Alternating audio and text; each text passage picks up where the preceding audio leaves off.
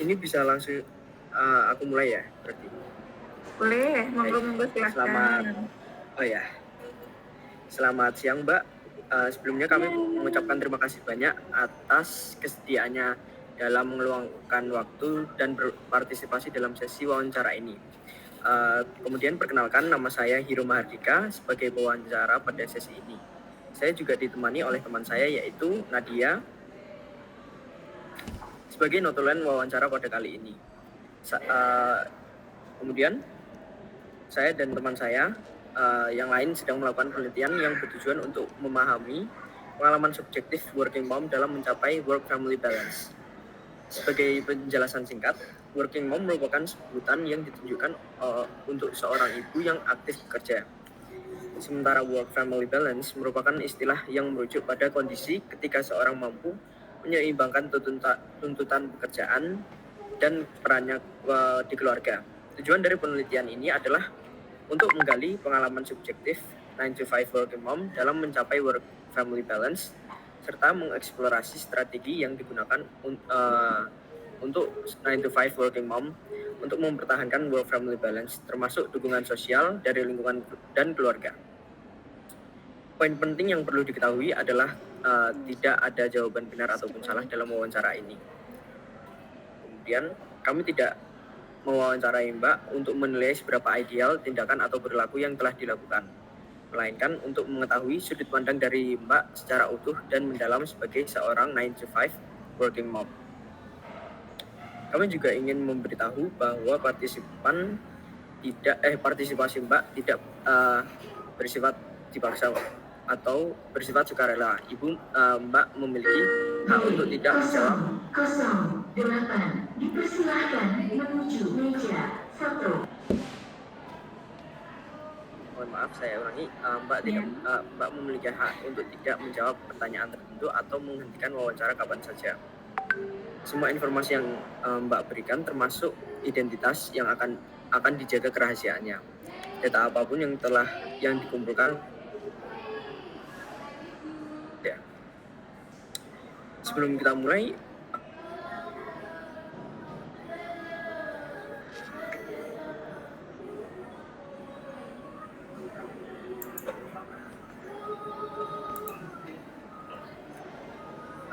Shalom. Karena Hiro lagi di luar ya Tan, jadi kayak mungkin sinyalnya lagi nggak oke, jadi aku coba backup. Untuk sesi wawancara ini bakal ada inform consent dari Tante Anis. Nah itu nanti bakal aku kirim via chat dan diisi setelah sesi wawancara ini ya. Oke. Kalau gitu aku izin untuk mulai ya Tan. Nah, Boleh. untuk pertanyaan pertama, boleh tahu nama lengkap dari Tante? Nama lengkapnya Anis Pasi Pratiwi.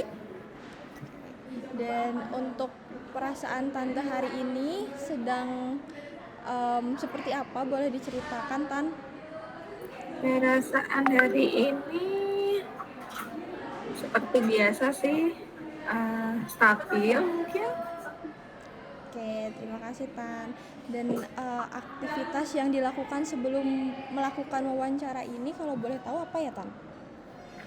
Aktivitas di rumah maksudnya ya? Iya.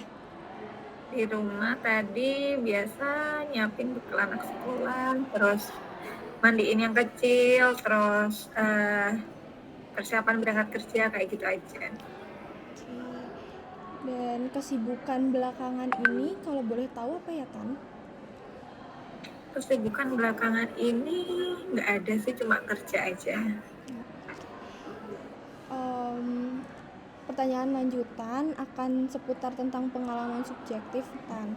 Nah, kalau boleh tahu dari Tante Ani sendiri sudah sejak kapan memiliki peran ganda sebagai ibu dan juga sebagai seorang pekerja? Sejak punya anak pertama berarti 7 tahun. 7 tahun. Dan selama 7 tahun itu kalau boleh diceritakan tantangan terbesar yang dialami saat awal-awal menjalani peran sebagai ibu dan sebagai pekerja itu apa ya, Tan? Tantangan terbesar mungkin dari apa? Segi pekerjaan atau segi keluarga? Atau dua-duanya? Dua-duanya, Tan. Mungkin kalau pas barengan ada deadline, terus nanti pas anak sakit juga, itu kan harus membutuhkan tenaga ekstra ya untuk kesehatan sendiri juga, terus ngatur waktunya, terus intinya manage waktunya lah itu. Oke, apakah tantangan itu hanya dirasakan, maksudnya adaptasinya dirasakan waktu awal-awal memiliki anak, apa sampai sekarang Tante Anis masih merasa merasa struggling dalam menghadapi tantangan tersebut? Kalau sekarang mungkin udah biasa, jadi kan kita udah tahu alurnya, misalnya anak sakit harus apa, terus kerjaan kan juga udah lumayan lama, jadi udah tahu apa sih yang mesti dilakuin gitu. Oke, terima kasih Tante. Nah, Ya. untuk Tante sendiri pernah nggak sih ngalamin tekanan atau stres berlebih karena memiliki peran ganda, baik peran dalam keluarga sebagai istri dan ibu, dan juga peran dalam pekerjaan sebagai seorang yang memiliki tanggung jawab di perusahaan? Kerjaan. Iya, di pekerjaan. Kalau stres mungkin kalau pas capek ya, pasti kan kalau malam itu kadang anak belum tidur kita juga ngerasa capek, tapi stresnya masih dalam tahap wajar sih, karena kan anaknya tante yang kedua ini kan juga masih kecil, masih 10 bulan. Mungkin kalau yang pertama kan sudah bisa apa-apa sendiri, sudah 7 tahun, tapi kalau yang kedua ini masih perlu pengawasan ekstra gitu. Oke. Nah, kalau dari pengalaman Tante selama 7 tahun menjadi seorang ibu dan seorang pekerja ini, kalau ditimbang nih Tan, lebih banyak stresnya itu dari keluarga, peran di dalam keluarga atau peran di dalam pekerjaan, Tan? Kalau sebenarnya tingkat stres orang sih kalau menurut tante itu beda-beda, maksudnya tergantung kita menyikapi. Misal kalau ada kendala di pekerjaan ya tergantung kita menyelesaikannya, sama kayak yang keluarga juga. Cuman kalau ditanya apa lebih banyak mana, mungkin kalau saat ini sih lebih banyak dari keluarga ya, karena memang anaknya tante yang kedua itu kan masih kecil gitu. Lebih banyak apa ya, polanya yang baru lah gitu. Oke. Dari Tante sendiri selama berdinamika dengan peran ganda ini bersama Nala dan Kama, itu ada nggak sih kayak tips-tips dan trik-trik untuk bisa menyeimbangkan dari pekerjaan tidak tertinggal, begitu juga dengan keluarganya, tetap dapat care, tetap dapat perhatian dari seorang ibu, dari point of view Yang anak? pasti kalau sekarang waktunya kan cuma kerja sama di rumah, jadi kalau kayak main gitu kan mungkin cuma bisanya di weekend, itu pun sama anak-anak kan. Karena kalau tante pulang kerja main gitu kan, nanti pulang udah malam banget, pasti udah anak-anak udah tidur. Jadi kembali lagi ke pilihan sebenarnya. Ada juga mungkin working mom yang anaknya di rumah terus masih suka main, cuman kalau tante sih memilih lebih fokusnya lebih ke keluarga ya. Jadi kalau ditanya ya mungkin sekarang udah jarang main, mungkin main sama anak-anak juga pas weekend. Terus untuk apa tadi, maaf, tipsnya ya? Iya. Tipsnya paling kalau dari tante sih ini sih, lebih mengerti kebutuhan anak. Kebutuhan anak kan masing-masing beda. Contohnya misal kalau pagi harus nyiapin bekal, nah tante udah siapin tuh di weekend pas libur, jadi buat seminggu ke depan apa nih, kayak gitu.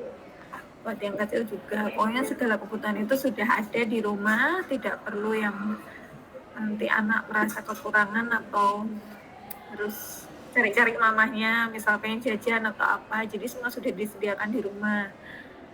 Paling itu sih, sama yang pasti kalau biar nggak stres, kita harus bisa pertama harus ke diri sendiri dulu. Misal tante ngerasa capek ya pijet katanya kayak gitu. Misal tante pengen refresh dikit ya ada saatnya juga pulang kerja kemana dulu kayak gitu. Dan harus ada di rumah, harus ada orang yang bisa dipercaya. Misal nih saudara titip dulu ya kayak gitu, atau misal Uti atau misal suami. Jadi kita gantian peran, misal suami yang pas lagi ada acara, tante di rumah, atau sebaliknya kayak gitu. Itu sih. Oke, thank you Tan. Sebenarnya tadi tuh mau nanya tentang apakah dari dinamika sebagai seorang ibu dan seorang pekerja, Tante juga mendapat bantuan dari keluarga. Tapi karena Tante Anis udah menyebutkan tadi udah ada bantuan dari saudara dan dari suami, itu sangat membantu. Kalau boleh diceritakan lebih dalam Tante, kayak bantuan-bantuan yang diberikan oleh orang-orang terdekat itu bentuknya seperti apa? Bantuannya karena memang rumahnya tante itu kan cuma depan belakang sama rumahnya mertua. Jadi ada saat pas suami harus kerja, jadi menitipkan ke mertua.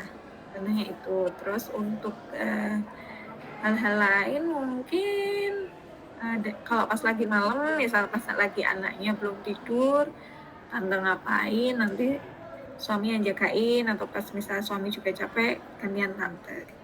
Saling ini sih, jadi lebih dibantu dalam menjaga, mengawasi anak-anak. Berarti untuk kayak misalkan antar jemput sekolah Nala dan dinamika seperti itu, apakah dari tantenya langsung nganterin atau dibantu oleh keluarga atau bagaimana Tan?